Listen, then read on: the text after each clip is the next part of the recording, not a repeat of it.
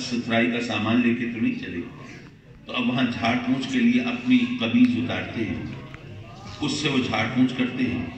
پھر وہاں دیکھتے ہیں سانپوں کے بل ہیں، تو ان کو بند کرنے کے لیے اپنی قمیض کی دھجیاں بناتے ہیں، ان کے بل بند کرتے ہیں. سارے بل بند ہو گئے، ایک سوراخ رہ گیا، ایک بل رہ گیا. سوچتے ہیں اس کا بھی کچھ کر لیں گے. آقا کریم کی بارگاہ میں عرض کرتے ہیں سرکار اب غار کچھ اس قابل ہوا ہے کہ آپ جلوہ فکر ہو سکتے ہیں، تشریف لائیے. اور تھکاوٹ ہو گئی ہوگی، میرے زانوں پہ سر رکھ کر آرام فرمائیے. سرکار نے سر اقدس صدیق اکبر کی گود میں رکھا ہے، آرام کے لیے آنکھیں بند کی ہیں. صدیق اکبر نے وہ جو بل رہ گیا ہے اس کے منہ پر ایڑی رکھ دی ہے اور آقا کریم محو استراحت ہے. میں نے ماسٹرز اردو میں کیا ہے، تو یہ منظر دیکھ کے میں نے اس کی منظر کشی یوں کی کہ یارو صدیق اکبر اس انداز سے بیٹھے ہیں کہ موت ان کی ایڑی کے نیچے ہے اور زندگی ان کی جھولی میں ہے.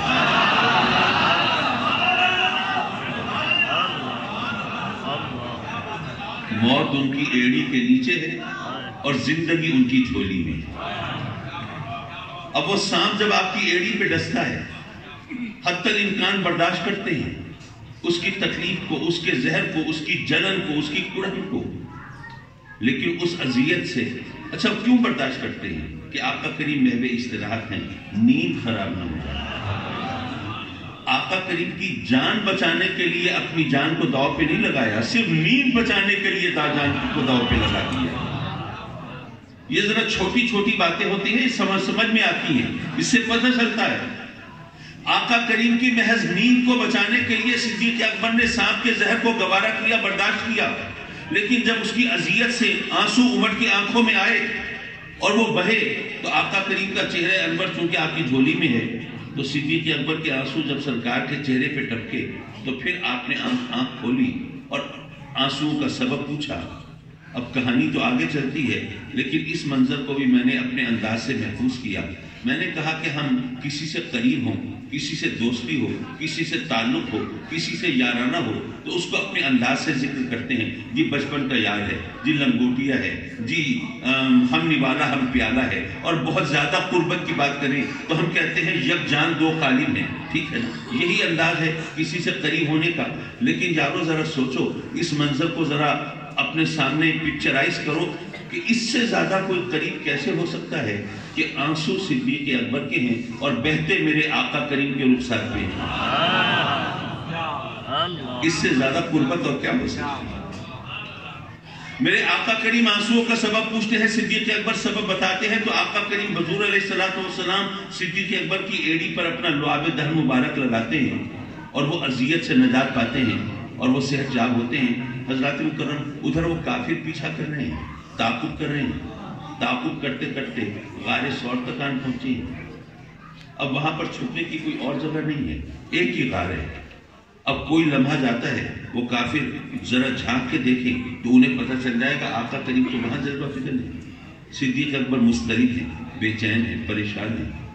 اپنے لیے نہیں، وہ تو اپنی جان سرکار کی نیند کے لیے قربان کرنے کے لیے تیار ہے، تو اپنے لیے کیسے بے چین ہوں گے. سرکار کی خاطر ان کو عزیز ہے، تو ان کے اضطراب اور بے چینی کو دیکھ کر میرے آقا کریم ان کو تسلی دیتے ہیں، دلاسا دیتے ہیں. لا تحزن ان اللہ معنا، غم نہ کھا، اللہ ہمارے ساتھ.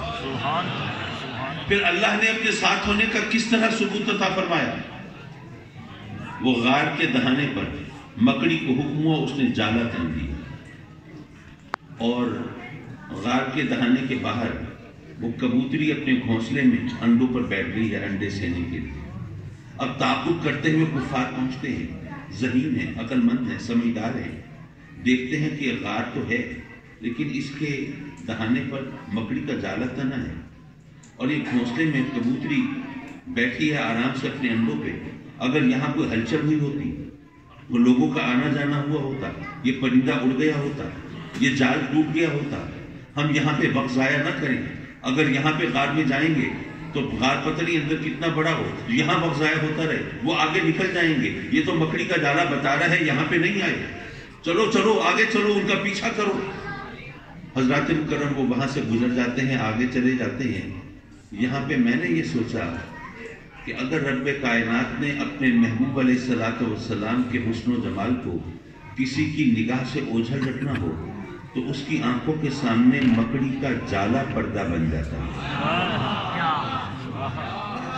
مکڑی کے جالے کی اوقات کیا ہے، کیا حیثیت ہے اس کی؟ لیکن اگر رب کائنات نے اپنے محبوب علیہ الصلوۃ والسلام کے حسن کو کسی سے چھپانا ہو، اوجھل رکھنا ہو، محفوظ رکھنا ہو، دور رکھنا ہو، تو مکڑی کا جالا اس کی آنکھوں کے سامنے پردہ بن جاتا ہے۔ تو اگر کچھ لوگوں کی نگاہیں اگر لباس بشریت میں الجھ جاتی ہیں تو لباس بشریت تو بہت موٹا پردہ ہے۔ رب کائنات میں اوجھل رکھنا ہو تو مکڑی کا جالا نگاہیں روک لیتا ہے، بشریت کا لباس اگر نگاہیں روک لیتا ہے تو اس میں تعجب کی کیا بات ہے؟ حضرات مکرم، میرے آقا کریم حضور علیہ الصلوۃ والسلام کے ساتھ جب صدیق اکبر یہ چند روز گزارتے ہیں تو انوار رسالت کی ان کے اوپر وہ بارش ہوتی ہے کہ جب مدینہ پہنچتے ہیں تو لوگوں کو تمیز کرنا مشکل ہو جاتا ہے، خادم کون ہے اور مخدوم کون ہے، نبی کون ہے اور صحابی کون ہے۔ جب آنے والے مغالطہ کھانے لگتے ہیں تو ظاہر ہے کہ ہمارے خلفاء کی طرح تو نہیں ہے حضرت کہ وہ بھی ذرا ہاتھ چموا کے تھوڑے لطف اندوز ہو جائیں۔ ان کو یہ گوارا نہیں ہے کہ آقا کریم کی موجودگی میں کوئی مجھے فوقیت دے اور اہمیت دے اور حیثیت دے، نہیں، وہ آقا کریم پر سائے کے بہانے چادر تان کے کھڑے ہو جاتے ہیں تاکہ آنے والوں کو پتہ چلے خادم اور مخدوم کا فرق کیا ہے۔ حضرات مکرم، اور پھر اگر شب معراج کی بات کریں، آپ جانتے ہیں کہ آپ کو صدیق اکبر کا لقب شب معراج کا تحفہ ہے۔ میرے آقا کریم حضور علیہ الصلوۃ والسلام جب شب معراج پر تشریف لے گئے اور واپس آئے اور اپنے سفر کا ذکر فرمایا تو وہ کافر جو ہمیشہ اس طاق میں رہتے تھے کہ کسی طرح آقا کریم صلی اللہ علیہ وسلم کی تکذیب معاذ اللہ کر سکے، تردید کر سکے، انہیں جھٹلا سکے، ان کو غلط ثابت کر سکے، لیکن کبھی ان کی یہ بات ہوتی نہیں تھی کیونکہ آقا کریم تو جیسا کہتے تھے ویسا ہو جاتا تھا۔ اب جب انہوں نے سفر معراج کا ذکر سنا تو اب ان کے دل کی کلی کھل گئی، سوچا کہ یہ بات آج انہوں نے ایسی کی ہے کہ کوئی سچ مان ہی نہیں سکتا، لو آپ اپنے دام میں سے یاد آ گیا، یہ بات تو کوئی مان ہی نہیں سکتا۔ آپ اس سفر کا تصور کیجئے، آج کل کا دور جبکہ سپر سونک ایئر کرافٹ موجود ہیں۔ سپر سونک ایئر کرافٹ کسے کہتے ہیں؟ وہ جہاز جو آواز کی رفتار سے زیادہ تیز چلتے ہیں، آواز کی رفتار سے زیادہ۔ آپ نے دیکھا ہوگا بعض اوقات کوئی جنگی جہاز بہت تیز رفتار جاتے ہیں، جہاز پہلے گزر جاتا ہے، آواز بعد میں آتی ہے کیونکہ ان کی رفتار آواز سے زیادہ ہوتی ہے۔